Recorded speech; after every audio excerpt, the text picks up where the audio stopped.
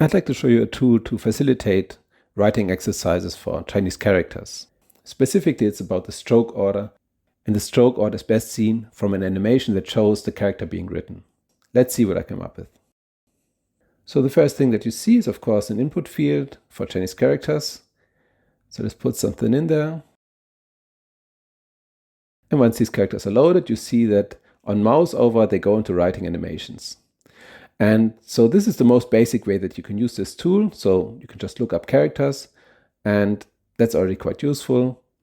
We have animations for around 21,000 Chinese characters that covers both traditional and simplified characters. And in fact, some characters that do not have a Unicode, they can still be included.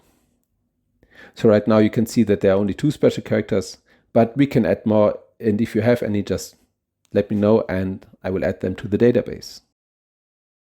But the tool can do more.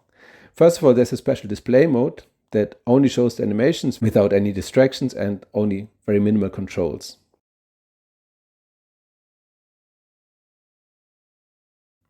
Now this display mode is of course what is supposed to be used for the practice, for writing exercises. Now before we go any further into customizations of the animations, let's have a look at one important feature, and this is that we can form words consisting of several characters. Okay, and all we have to do for this is put the characters in brackets. So let's do this.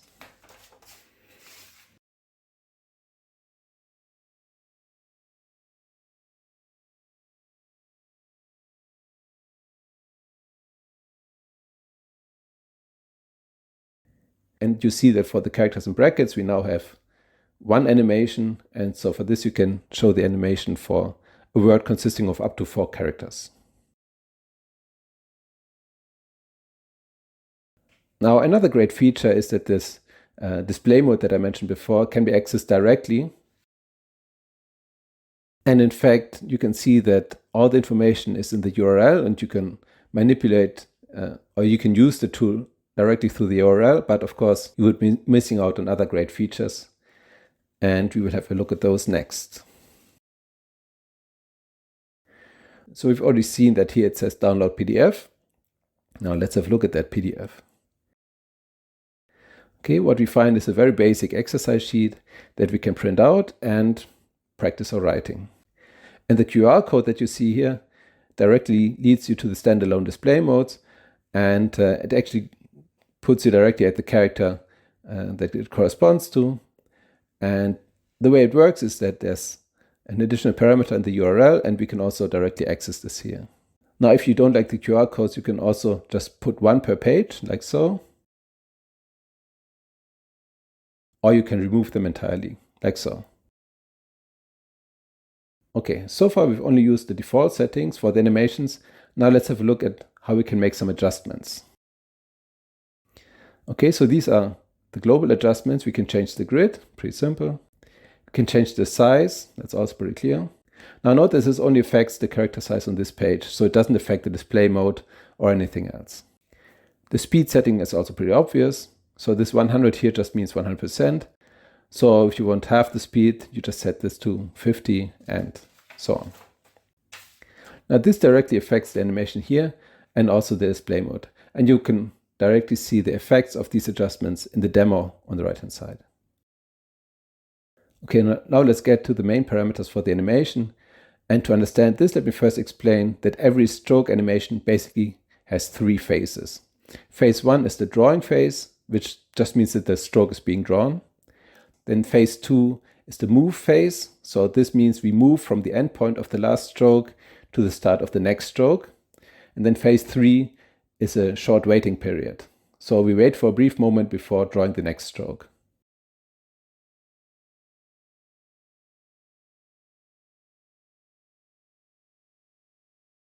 So both draw and move are at constant speed. And this is basically this parameter that you see over here. The third phase, the waiting phase, is just in seconds. So 0.1 means we wait for 0.1 seconds. We can play around with the parameters, and here in the demo, we can see the effect that it has on the animations.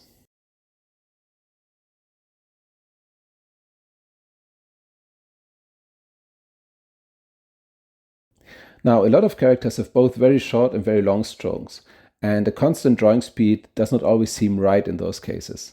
And what we can do then is change the animation for each single character.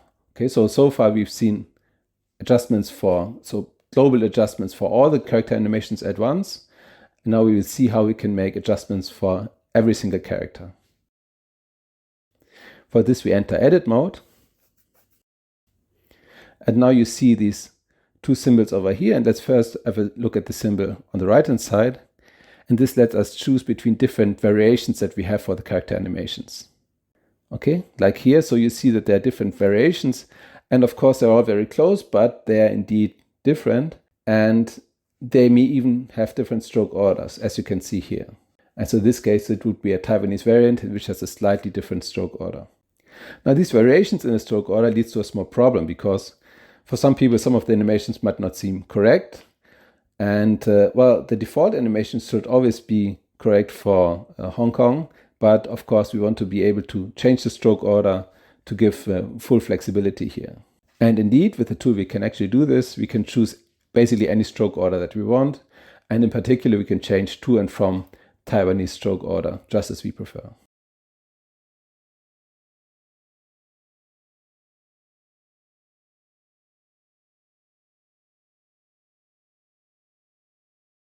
So you can basically choose any order of the stroke that you want.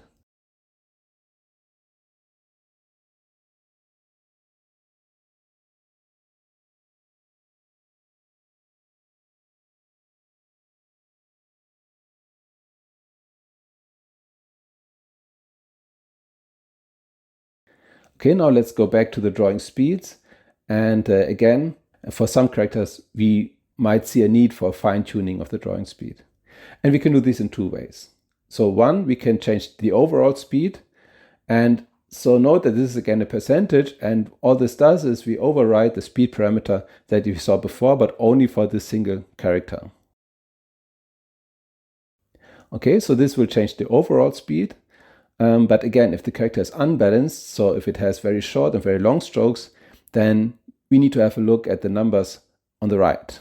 And so what do these numbers represent? Basically, every stroke has two numbers, with the first representing the length of the stroke and the second representing the length of the pause after the stroke. Okay, so when you increase the first number, then the drawing will get slower because we spent more time on the stroke. And when we increase the second number, then the pause will get longer because we put more emphasis on the pause.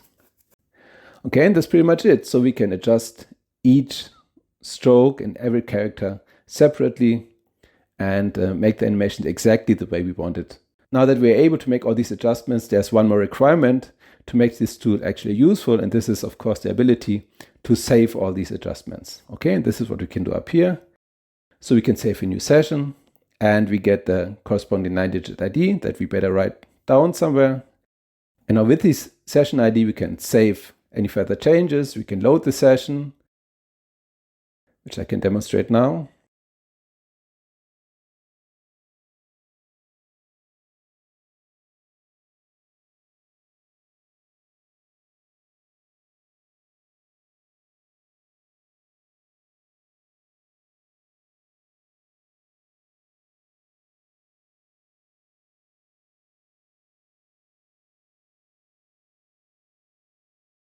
And that's basically it. So one more thing, let's have a look again at the worksheet and the QR code. So now remember that before we said that all the data for the lookup is encoded in the URL. But of course, if that gets too long, then the URL gets too complicated, and also the QR code gets too complex. The saved session also solves this problem, because now all it has to do is encode another 9-digit code, and the QR code will always be a very simple one.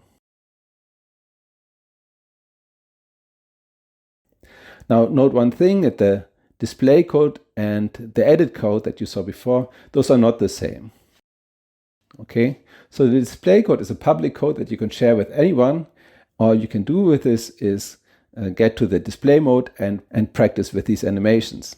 Okay, and with the edit code, you can go and do all these changes and override your session and so on. So this would be the private code.